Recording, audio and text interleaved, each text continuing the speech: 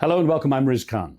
US President Donald Trump concludes his tri-state tour of the Gulf in the UAE, following visits to Saudi Arabia and Qatar.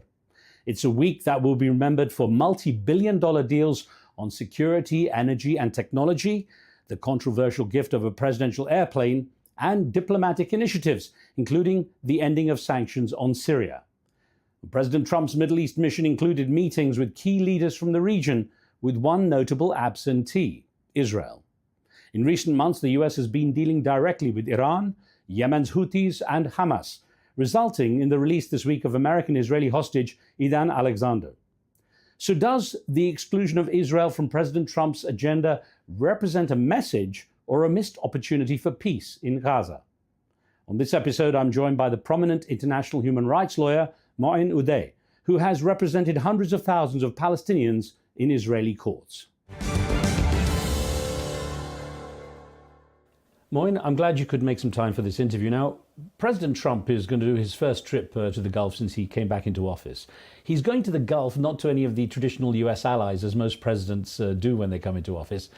What does this symbolize, do you think?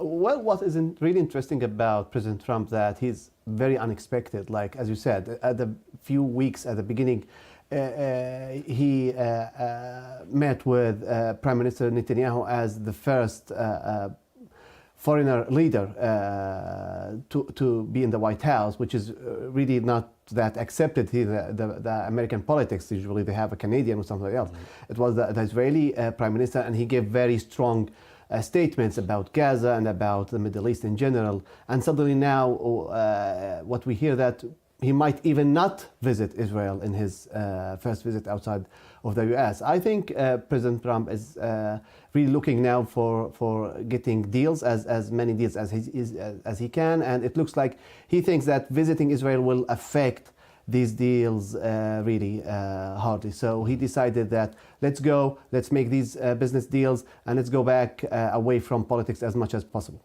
I mean, it's actually, I guess, no surprise that he also did this before in 2017 with his first presidency, straight away to the Gulf, wasn't it? Exactly. The guy is understanding that where the real money is. And let's hope that this time he will accompany between economy and politics. And let's hope, because what we hear in the news mainly, that he is about to announce a new Gaza deal, a ceasefire, and maybe like an end of this war. So hopefully he will use this trip to end the war and to start a new political process in the Middle East and between Israel and the Palestinians.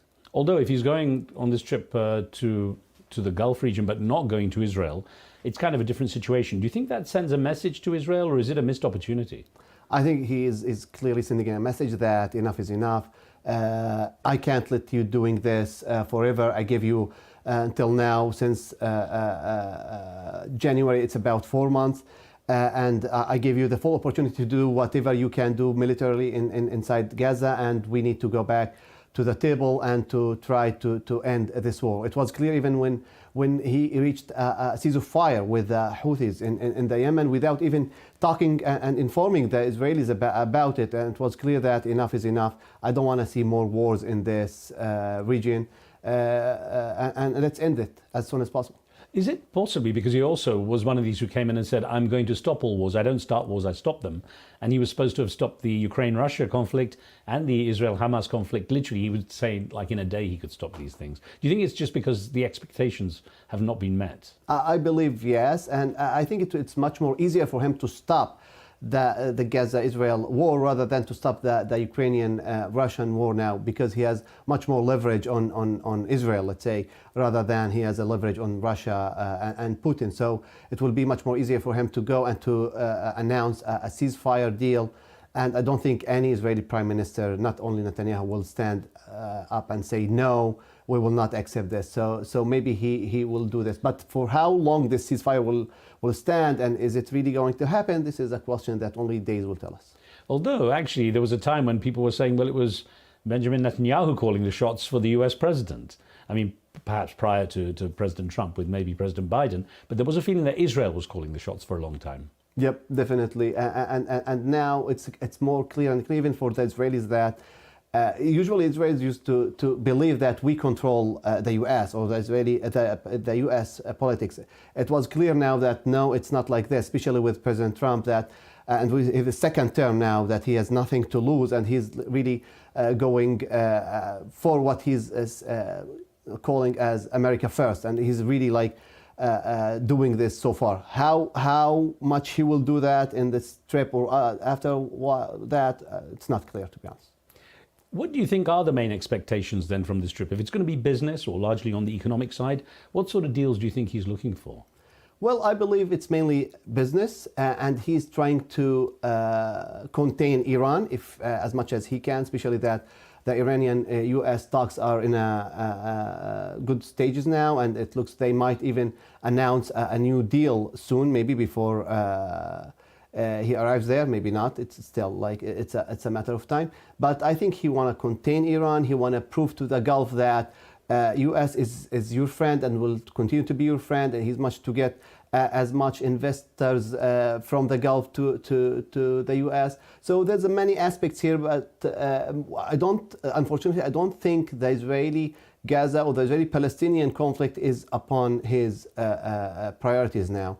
But it's clear that I think President Trump should understand that the Arab nation in general, the Arab world, will always be connected to this conflict, and it's better for him and better for the U.S. to try to end this war as soon as possible and to start a new peace process as soon as possible.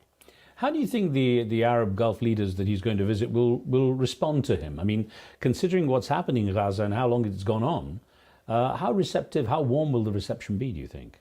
Well, it depends on what statements he will give there. I think if he will start talking about the Israeli-Palestinian conflict and giving statements there and supporting Israel, for sure that he will not give the expected welcoming he wants. But if he tried to avoid talking about this and to speak about peace, to speak about ceasefire, to speak about living together, I think he will be welcomed, especially that now we're hearing that President Trump will allow Saudi Arabia to have their own nuclear program, nuclear program, and it will not connect this to the Israeli-Saudi peace deal. So it looks like they are really waiting for this in the Gulf, and it looks like the American economy is also waiting for these investors from the Gulf. So let's see how this will happen. But so far as we see,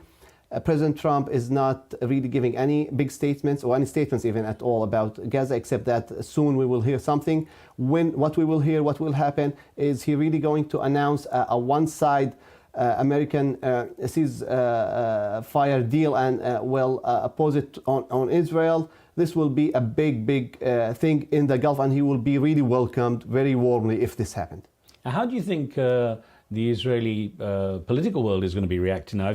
If, as you say, Benjamin Netanyahu cannot say no to him, it's going to be an interesting situation in Israel right now then. It is, and let's keep in mind that Israel itself is very divided upon the war and upon Netanyahu himself. So from one side, many of Netanyahu's coalition will try to stand up and say no, let's say no to the U.S. decision in case it came. From the other side, I think all of his coalition understand that going to an election now, that means that they will lose the elections and they will be on the opposition very soon. So it's like complicated for them. On statements, they might go really high, but on actions, I don't expect them to do anything. I'll get back to Israel in just a moment, but thinking about the deal making, I mean, Donald Trump likes to think of himself as a deal maker. He has basically a lot of business in the Gulf already. A lot of Trump business is done there. Now, I know he's kind of pushed to one side as he's taken the presidency and his family is running it, but essentially, could this be a large reason he's choosing to do this trip to the Middle East first? Because, you know, it's the personal interest. I believe the personal interest is there. I don't know how big it is, but for sure it's there. President Trump for sure looking about his own business, and he knows that in 4 years or less he will be back to the business world, away from politics. So he need to get as much advantages from his presidency to his sons and his family's business as possible. And you think this might be the reason he would kind of avoid too much about Gaza and Israel in order to keep those business deals clean, if you like? I think he is. There's no way to keep talking about Gaza, to talk about Israel, to support Israel, and to expect the Arab world to support his own family business at the same time. Now, you mentioned about how Israel was kept out of the loop on recent deals. Now, in recent weeks, the Trump administration did the negotiations with Hamas, or open direct negotiations, explored nuclear talks with Iran, did a deal with the Houthis in Yemen, and revealed plans to level and rebuild Gaza as a Mediterranean resort. Now, all of these, again, done without real prior knowledge of the Israeli Prime Minister and his team. So what do you think, how do you think Israel factors in to Donald Trump's current thinking in terms of wanting to do all these deals? Do you think he thinks of Israel as a potential partner in this, or is he now saying they might be more of a hindrance because they would resist? Well, it depends who you ask inside Israel. Like, for those who are against Netanyahu would say that this is a clear sign that Trump and the U.S. New administration is totally ignoring Israel, and they don't want to see Israel as part of the loop at all. Those who are supporting Netanyahu would say, no, these are side issues, and we are still very strong allies with the U.S. I think from the American point of view, from President Trump's point of view, that he understood things are not really working as he expected in the first weeks, and that there's a lot of players, there's so many issues there's so many details, and he understood that keep pushing or keep adopting the Israeli narrative is not really helping none the U.S. Administration, none U.S. politics, foreign politics, and none even the U.S. economy. So he decided to go, at least for now, to be kind of pushing for a ceasefire and the end of this war. Do you think he wants to do this like deal making and perhaps end the conflict as a way to win a Nobel Prize? Peace Prize? Well, I think he said that clearly. He want to get a peace prize. The question is what he will do to get this. I think it was on his first term. It was clear to him that it's not as simple deal as he is, and there's so many details there and so many powers there that he should take care of. So I think he's more mature now in this level, and he understands that it's not a business deal that he will negotiate, and he will end this. So it's a long process, but what he's doing now and how he's changing the statements and how he's changing even kind of all the speeches he is giving towards the Israeli-Palestinian conflict in general and in Gaza in particular, and pushing to allow more and more products inside Gaza and to stop the starvation inside Gaza, this might be very welcomed inside the Arab world and even in the Palestinian street, and this will help for sure to bring back seeing the Americans as a worthy side to keep talking to and to support the peace process in the future, hopefully. If, to some degree, Donald Trump is marginalizing Israel's influence on what's going on now in the Middle East, how will the lobbies here that are accepted to be pretty powerful, pro-Israel lobbies, how will they react, and what consequences could he face? Well, I think even the lobbies get very tired of Netanyahu and of his war in Gaza. I think they understood that this war is affecting hardly Israel as a state and a country, and even the Jewish people all over the world. So they maybe many of them will decide that enough is enough. Let's stop this war and let's go back to the negotiation, because these lobbies, at the end of the day, they really support Israel and they want the best for Israel. But the best of Israel looks like not continuing the war, the opposite, stopping the war, stopping Netanyahu, and allowing other players to go in and maybe to reach a deal or kind of deal. But until this happened, I think it's very clear to all the lobbies all over the U.S. that Netanyahu is really harmful to the Jewish people and to Israel in general. So maybe it's a good opportunity even for all of these lobbies. It is interesting that the news cycle will obviously change the focus on what people are watching and paying attention to, especially in the US, for example. But it does seem in recent weeks there's been a shift of focus away from the Israeli-Palestinian conflict in the news cycles. It seems that way. I don't know if you agree, but if so, what would you think is behind that? Well, I do agree, unfortunately, because this conflict is about 7 decades or more conflict. So there's ups and downs all the time. And especially also this war, the very unfortunate bloody war in Gaza is also for 1.5 years or more. So people are, for sure, they will get tired, will not keep following the same news all the time. So I think it is, and especially that at the end of the day, people are worried about their homes, they own groceries, they want to get a better life, they want to get a peace in the Middle East and somewhere else, but also they want to get peace inside their own homes and economy. Yes. Tapping into your experience and knowledge as an international human rights lawyer, there's a feeling among some commentators that ever since the Hamas attack of October the 7th, back in 2023, that Israel was given a free pass to pretty much do whatever it wanted to, obviously in the name of attacking Hamas and rooting out the terrorism. There's a lot of people who feel that now Israel is in conflict with international law and that humanitarian rights have been violated. Do you think that free pass has occurred, and do you think that still can carry on going on this way? Well, first of all, I think we should keep in mind that the Israeli-Palestinian conflict didn't start in October 7th. It was decades before that. And despite the unfortunate, horrible attack of October 7th, horrible things happened to the Palestinians before that and after that happening until today.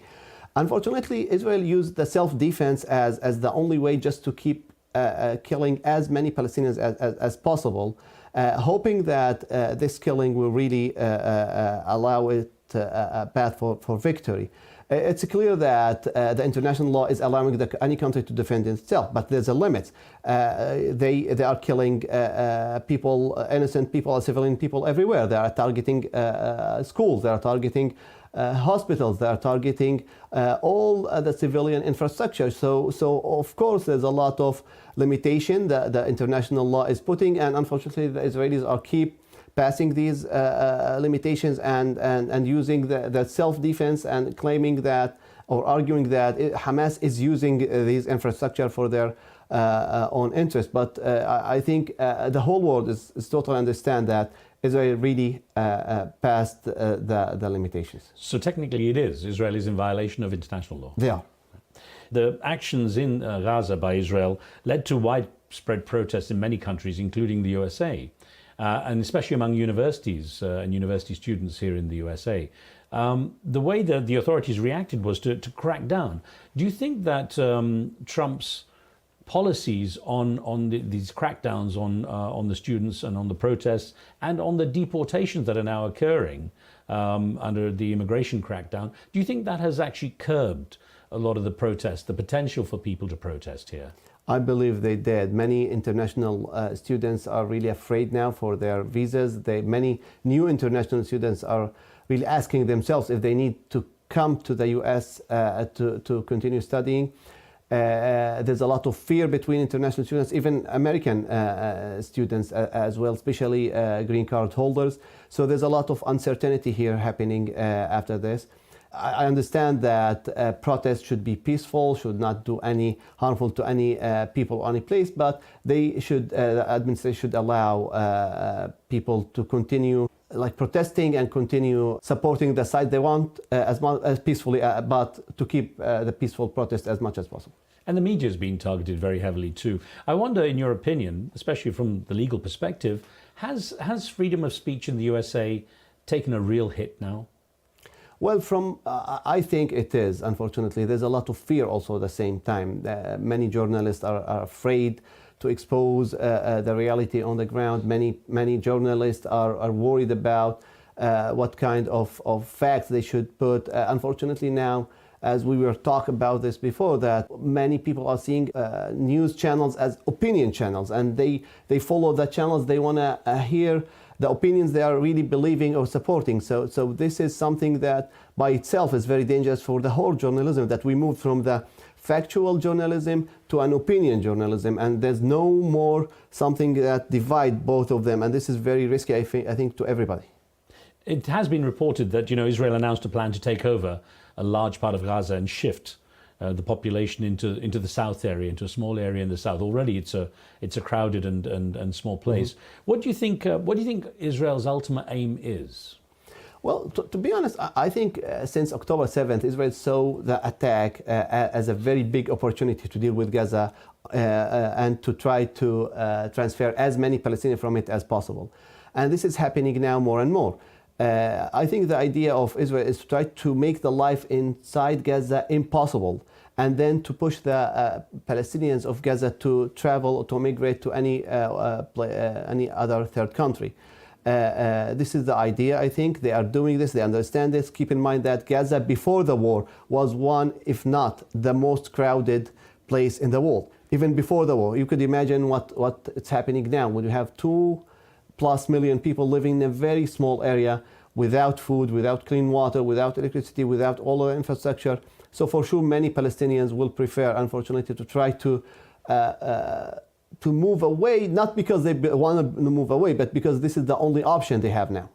Well, there are those Israeli politicians who speak out in very hardline terms, one of them being the finance minister, Bezalel Smotrich, who has recently said in public statements he's vowed to basically totally destroy Gaza in the coming months, and he believes that the Palestinians will leave for other countries. So what do you see as the prospect for the people of Gaza in terms of where they could end up, and what prospect would they have of actually being able to stay?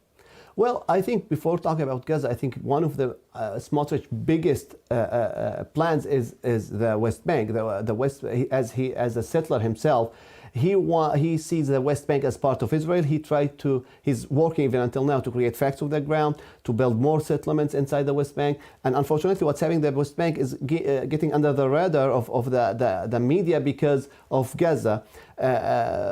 Thousands and tens of thousands of Palestinians were transferred from refugee camps inside the West Bank.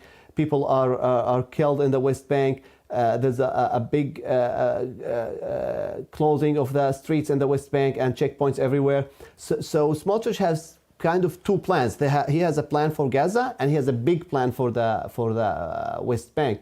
I believe he want to really try to push Palestinians outside of the whole Palestine, not only from Gaza. If he can do it in the West Bank, he will do it. If he can do it in East Jerusalem, he will do it. If he can do it now in Gaza, he will do it. So he's working on steps. How do you regard the protests within Israel against the continuing conflict in Gaza, where those Israeli protesters believe that the interests of the hostages are not on the agenda, really, of Benjamin Netanyahu and Smotrich as well, that they are doing this in their own interest to keep themselves in power, and that the hostages come secondary to this? I think the Israeli Prime Minister himself said it clearly, and Smotrich said that our first priority is not the hostages, it's the defeating Hamas. And if we dig more, we understand that defeating Hamas, as even many Israeli ministers said, it's impossible because Hamas at the end is idea and a lot of people. So what will happen? This is a clear statement saying that we are not stopping the war at all, because there's no need to stop this war.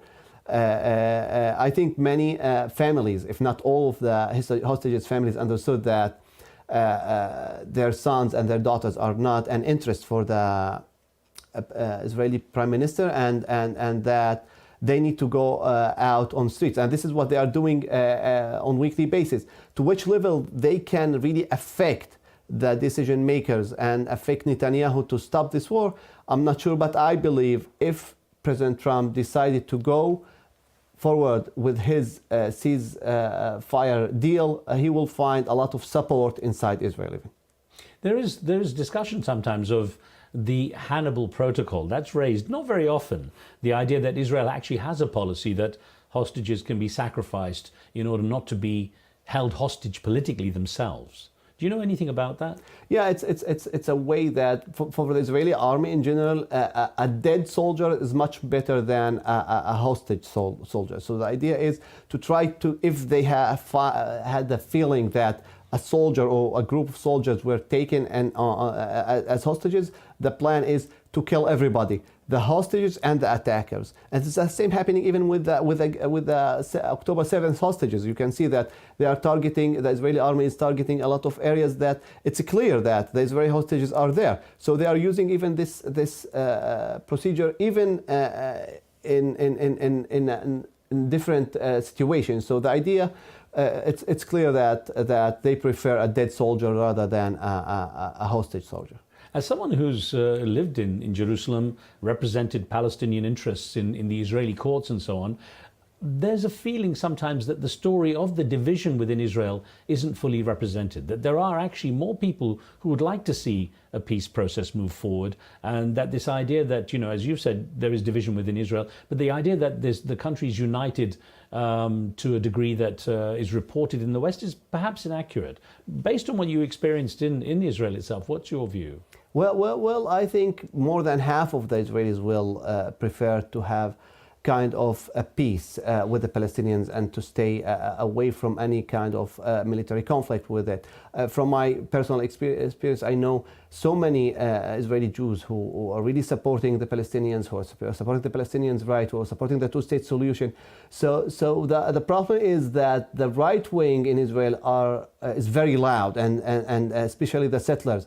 And because of this loudness, it's very hard to hear the other voices in the same room. So I know that from my own experience again that many Israelis will support a two-state solution proposal. The idea will be to support this camp and to support even the Palestinian camp who support also the two-state solution and to allow this process to go on.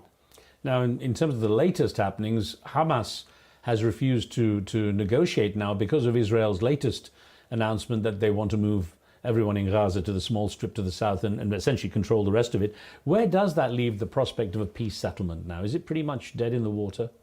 Unfortunately, now it is, but to which things can change very easily if Trump will go and oppose his ceasefire on Israel to stop this mass deportation, to allow food and water to go inside Gaza. Maybe things will change in a few weeks or even a few months. But until this is happening, unfortunately, it is dead. Well, international aid agencies have said how bad the situation is. They've highlighted the humanitarian crisis that's occurring now in Gaza with starvation and extreme conditions for the population that is already heavily displaced. What are you hearing in terms of stories coming out of Gaza? How are people surviving? Well, to be honest, I don't know how they keep surviving until now. They have nothing, to be honest. They have nothing to eat. For about 50 plus days, all the crossings between Gaza and the whole world is totally closed. We hear that more than 70+% of the Gazan people are living on dirty water even. They don't have access to clear water. All of this are showing that Israel is really passing the international law, and they need to stop this as soon as possible and to allow the Palestinians to live and allow the Gazans to go back to their kind of, I will not say normal life, because I don't think what kind of normal life will come after all 18 months of war. Well, Israel has said it would take over distribution of humanitarian aid. It would do it through private contractors. International aid agencies and the UN have actually said that this is against humanitarian principles. But surely actually having aid get through, whether the Israelis are controlling it or whether it's the agencies directly, isn't that a better option than not getting the aid through at all? Well, it depends who you ask. If you ask people inside Gaza, will say, yes, please bring anything now, because we are dying, we are starving, we need food, we need diapers, we need milk to our own children. But in principle, as you said, you can't allow the Israeli army or a private companies, American companies, to do that, because there's always will be a political motivations behind this. So we need to allow the well-occupied, the well-prepared international organization, the UN itself, to do it why it exists from the beginning. It's there because they need to do this work, and so they need to do it. Again, wearing your hat as an international human rights lawyer, let me ask you what the legal situation is in terms of Israel's responsibility legally to the people of Gaza and the West Bank. Well, Gaza and the West Bank are totally under occupation. For the Geneva Convention, Israel is an occupation power, and they should give the Palestinians the full rights of protected persons, and to protect even the hospitals, to protect the people, to do all what they can to protect and to allow these people to live in a good life. Geneva Convention and all the other international law rules are pushing Israel to stop its war and to stop targeting the civilians in Gaza, in the West Bank and in East Jerusalem, all of these areas, and to allow the UN agencies to try to work and to give aid and support to the Palestinians in their villages and cities. And that's the legal obligation. It is. Yeah. Now, you've said that you regard Israel in violation of international law in some of its behavior in the conflict and so on in Gaza now and in the West Bank. What, in terms of representing Palestinians in Israeli courts, what real outcome could you get that showed there was respect for law within Israel for the cases you brought forward? Well, I can say that unfortunately sometimes, even if you are in the best case scenario, usually judges in the Israeli courts try to be neutral as much as possible and not to get and to give the Palestinians any political decisions, because even the right wing will attack these judges the next day, and their names and their faces will be on the right wing news and media about that they are supporting the others here. In general, I think the Palestinians were able to get few points here and there, but let's keep in mind that the Israeli-Palestinian conflict is not a legal conflict. It's a political conflict. And you never be able to fix or to a political conflict using legal tools. So it's a political conflict. We need to use political tools to end this issue. Courts sometimes can give you some points here, some good news there, but at the end, it's not really changing the big picture. The big picture means that you need to use a political tools, and a political tool means two-state solution, peace process, and ending the occupation. Did it help at all that you're an Arab, you're a Palestinian, but you had Israeli citizenship? Did they take you more seriously in the courts as a result? At the end of the day, to be honest, it depends on the cases. I used to represent tens of thousands of Palestinians, and usually when you have this much of people who are representing, so they will be taken much strongly, because instead of representing one individual person, you are representing a whole city, or sometimes even the whole West Bank in some cases. So the judges will look at us in these cases in different ways, especially when we were talking about water issues, or especially when we were talking about the municipal services. So I was lucky enough to represent tens, sometimes hundreds of thousands of Palestinians, so I was taken much more seriously. The problem will be with those who are representing individuals, and then they don't have this much of support and media interest in their cases. I've heard many people say, especially from the Arab side, that the world has stood by and watched while the actions have been taken in Gaza, killing so many civilians, especially women and children. What appetite have you seen within the US or anywhere, like in Europe, for example, to actually challenge Israel at a legal level for breaches of international law? Well, I think Europe has already had, some of them had a stand even in the International Criminal Court when the case was submitted, or when now we have the International Court of Justice, also cases. So you have good support. I will not say excellent, but a good support from some European countries and some European governments. Unfortunately, so far from the US, we don't see any official support to this. It's always supporting the Israeli position. But hopefully soon enough we will see this change, especially if President Trump will really go and push for his ceasefire deal in Gaza. I was wondering what went through your mind when South Africa went to the International Court of Justice claiming genocide by Israel. Well, to be honest, the first time was between all of these countries and governments who were always talking to us about human rights and international law. Suddenly only if South Africa was the one who was brave enough to stand up and say enough to these crimes are very fascinating. Luckily, some European countries and some others joining them and join them more and more now. But it was really fascinating to see that only South Africa, who lived the apartheid for years and years, were the ones who are really able to stand up and to talk about this. Instead, all those governments who were always talking about human rights, international law, and democracy, they didn't have the courage to stand up and stop it. There are those who believe that South Africa is now being targeted for having taken this case to the ICJ. Have you seen any signs of retribution? Have you seen consequences of South Africa sticking its neck out? No, to be honest, I didn't see. I saw that on the opposite, that the South Africans are continuing supporting this, and they will continue doing this.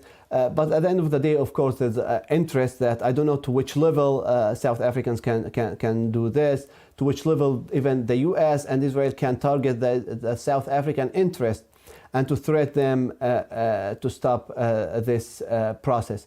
But again, they were very brave to do this. I think they will be we as Palestinians should be very thankful for their stand. But at the end of the day, we should understand that, even the Arab world should understand that they need to stand also to support this process and to try to end this war as soon as possible. Well, the ICC, the International Criminal Court, and the ICJ, the International Court of Justice, are supposed to be these two strong international bodies representing justice at an international level. Do you believe there's any real consequence, though, that will come out of the ICC issuing warrants for the arrest of Prime Minister Benjamin Netanyahu or his Defense Minister Yoav Gallant, or even the ICJ's case of genocide against Israel? Any real consequence do you think could come out of these? Well, I think until today, Netanyahu is unable really to travel to many areas in the world, and he is really afraid to be there. The same for Gallant, the same for many even Israeli soldiers now who are being targeted in many European countries and they have even they flew away, even ran away from these areas. So I believe there is, maybe it's not as the Palestinians themselves hope, especially Gazan people. I hope that this will push to the end of this war.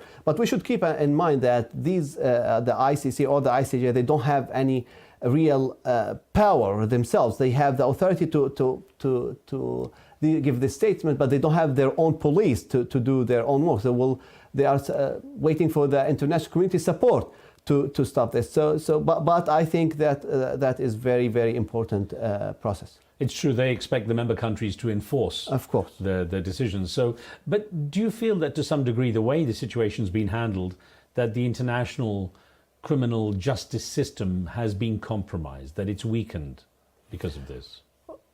I think the simple answer is yes, because until now we can say that only leaders from Africa mainly were going to the ICC. So why suddenly, when we are talking about the Netanyahu, nobody is really have the courage to arrest him or to even to support this process? But again, it's a long process, and we need to build on it. And I think at the end of the day, the world will understand that we need to really force these warrants and to stop those people and to move on. Well, the Israeli government almost universally condemns any criticism of its actions as being anti-Semitic. Can you see that perspective at all? Well, unfortunately, this is the only excuse now. Israel doesn't have, even they stopped using the self-defense more, and they are using the anti-Semitic argument more and more for anybody who's against them, to the level that sometimes if you are a Jewish yourself, or like myself, an Arab, as anti-Semitism myself, so it's a very sometimes funny, unfortunately, to see that you are attacking people by their own origin, to say they are against themselves. But it's still a strong tool in their hands, and still is used widely, and still is being accepted, unfortunately. So, but the world should understand that this should not continue the situation. And despite that, Israel, of course, has the right of self-defense, and we should stop any kind of attack against Jews or any or Muslims or Christians because of their religion. That we should stop any war crimes from any side. there are those like Professor Norman Finkelstein, who himself Jewish, is critical of the situation. He says the term anti-Semitic has been weaponized. Mm-hmm. I agree. I totally agree. Now, some have obviously described Israel's actions in Gaza and the West Bank as genocide or ethnic cleansing, and of course Israel strongly refutes such terminology. What words would you use to describe it? I will support that it's a genocide what's happening in Gaza. It's clear that they are pushing the people to over their limits. They are they said themselves they're clearing areas. They want people to leave Gaza. So they want to stop. They already stopped food, water, medicals, everything. So what kind of other definition can we give instead of genocide? I don't find anything else. And of course, the term Hamas, the way it's being used now all the time, it's seen as a terrorist organization, has been listed by a number of countries as that. But there is a misunderstanding about the role Hamas plays in Gaza in general, isn't there? This is one, two, because Hamas is not only the organization. Hamas was a de facto government, so there was also a civilian government from Hamas. This is one. Two, the big problem that even if Hamas did the attack of October 7th, there's a big differentiation between Hamas and the Palestinian people. We have 2 million people who are not Hamas in Gaza. You are killing those people, you're killing those babies. I don't think 5 months baby is Hamas. I don't think like a 5 years girl is Hamas. So I don't think what is the relationship between killing these people and using Hamas as the only excuse. Now, of course, Israel's argument is Hamas is using the civilians as shields, and that they have to basically go through to attack the terrorists themselves. How do you well, at the end of the day, international law is giving you the opportunity to attack those who are attacking you. But also there's limits. You can't attack one person and kill 50 other people saying that, oh, I'm killing a terrorist for this. This is not accepted. I don't think any mind can accept this. We can see it on our, it's like burning a house for a mouse inside it. So will you accept this?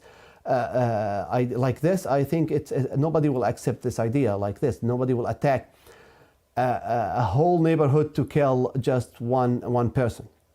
Moien, what's your view on what role the Palestinian Authority has in all of this?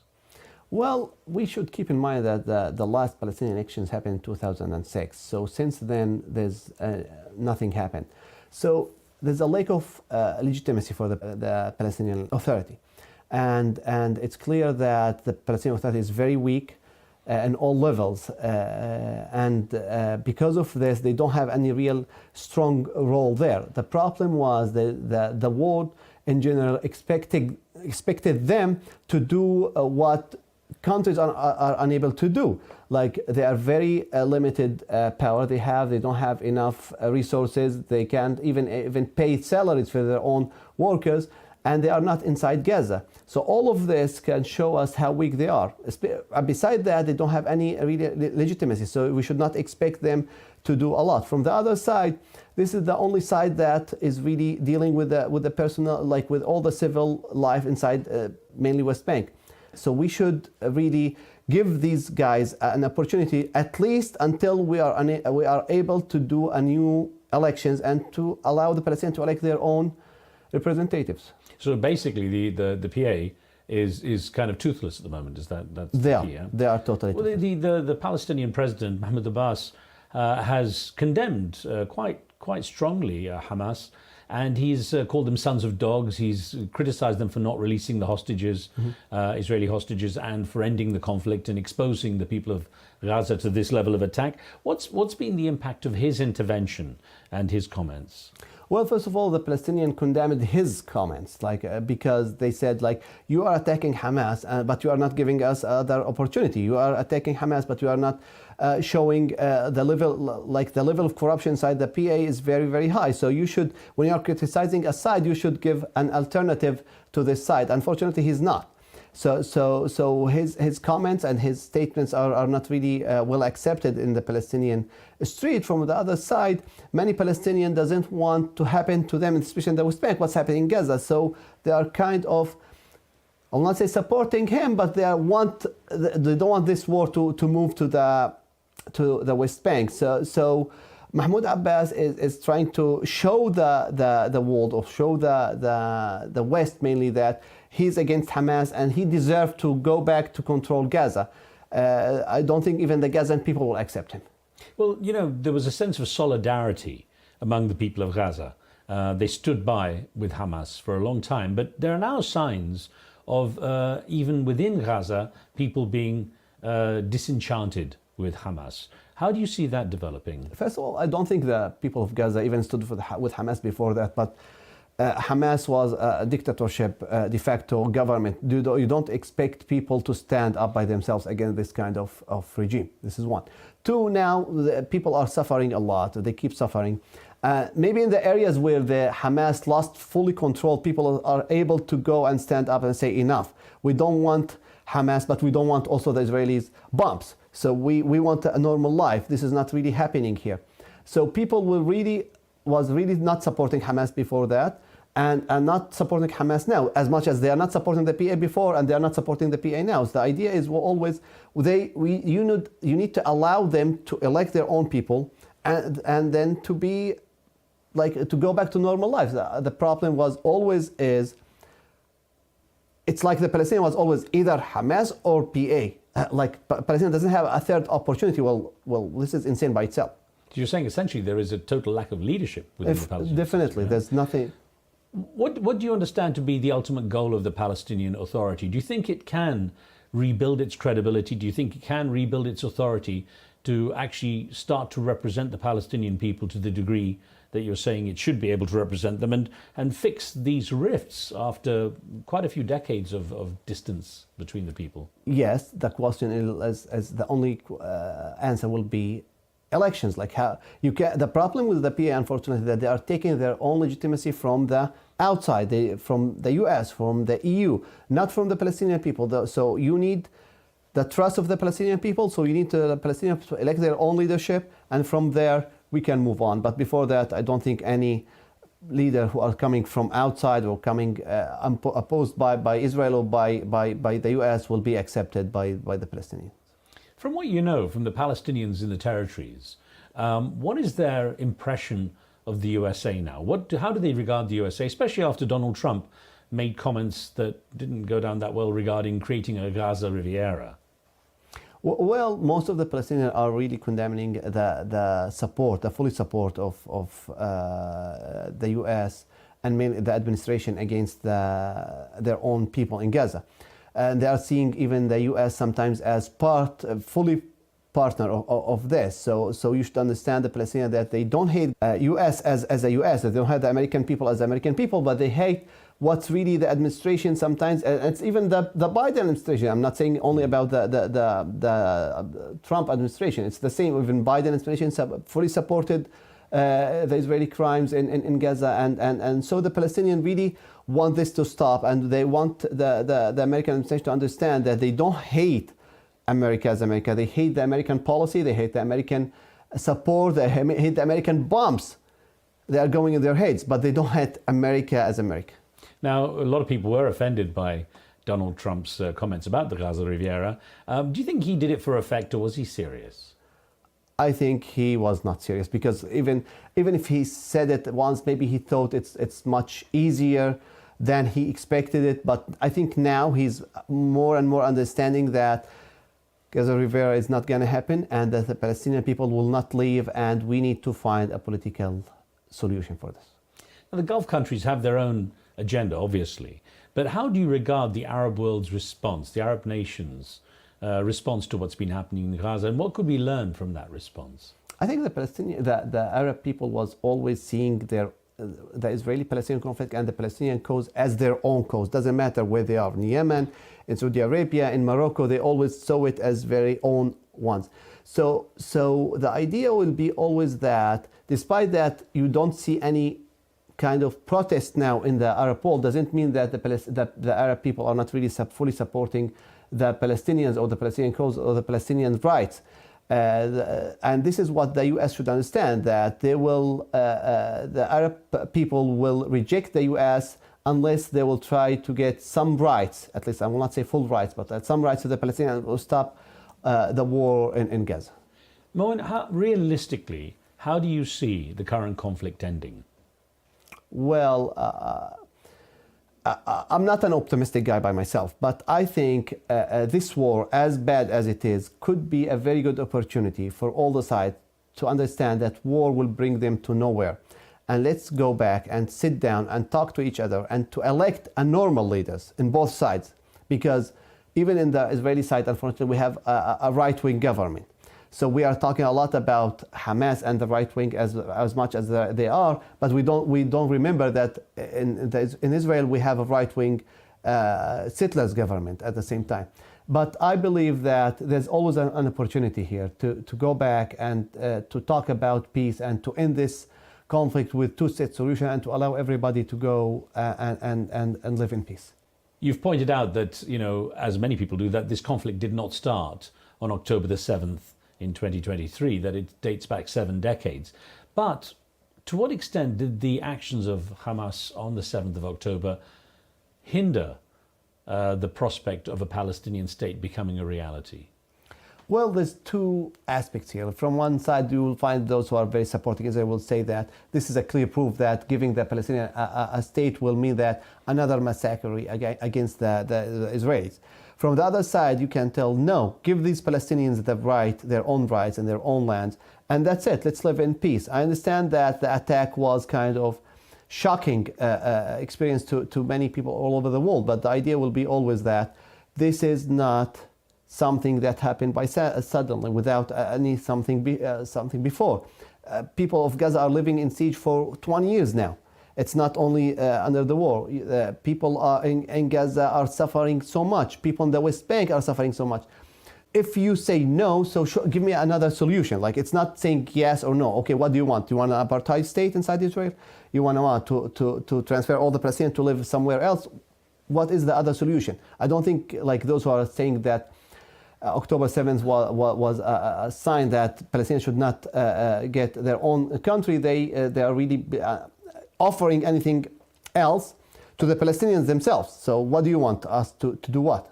A lot of people, though, have supported this idea of, including the US and the US leader, of pushing Palestinians into neighboring Arab countries. How do you regard the idea that people from Gaza are being kind of pressured to go and live elsewhere? People of Gaza will never go to anywhere else. Like it was clear, people of Gaza are saying this and will continue saying it, that we are not leaving here. We will continue living in Gaza. We want this war to end, but we want also to continue living in Gaza. The same for even the neighboring countries. They're saying that we are not doing this. Maybe we will accept 1 or 2 families of injuries that we try to treat them, but we will not, but we will return, we will help them to return back to Gaza. So the idea is Gaza will always be Palestinian and that the Palestinians will never leave Gaza. With the way the territories, West Bank and Gaza, have been broken up, is it feasibly possible now, in your opinion, to actually have a Palestinian state? Well, now in building bridges or tunnels is very easy to build to connect Gaza and the West Bank with East Jerusalem. The big problem is that Israel is using the time through the war in Gaza to create facts on the ground in the West Bank, in East Jerusalem, to prevent this from happening. It looks like, as we were talking about Smotrich before, that he understands that the big battle is not in Gaza. The big battle is in the West Bank and is in East Jerusalem. And he's really working under the radar to change and create facts on the ground as soon as possible. So when the war in Gaza is stopped, the world will understand what happened in West Bank and in East Jerusalem. As a Palestinian, as someone who's followed everything so closely, what do you believe is the real prospect of getting a two-state solution?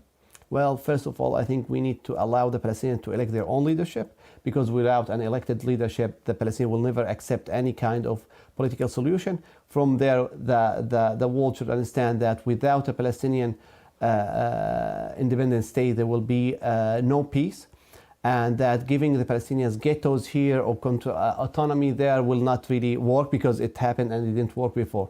So the idea, I think, that first of all, we need to support the Palestinians for their elections. And I understand it's not easy now, but we should do that. And from there, it will be much more easier. Well, a final thought, Moien, is that we have a few big issues that have to be considered now. when it comes to Gaza. Some big questions. How will Gaza be rebuilt? From where will the funding come?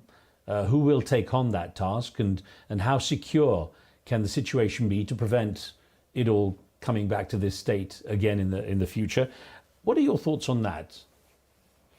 Well, how it will be built, for sure, it's Gaza's people who will rebuild it. Who will fund this? It's not clear so far, but it's interesting that we are talking about so many sources of funds, but not Israel. Israel, who destroyed Gaza, it looks like they will not rebuild it or refund rebuilding it, and we need to find money. I think the issue of money will not be an issue here because the Gulf will be ready, the US, the EU.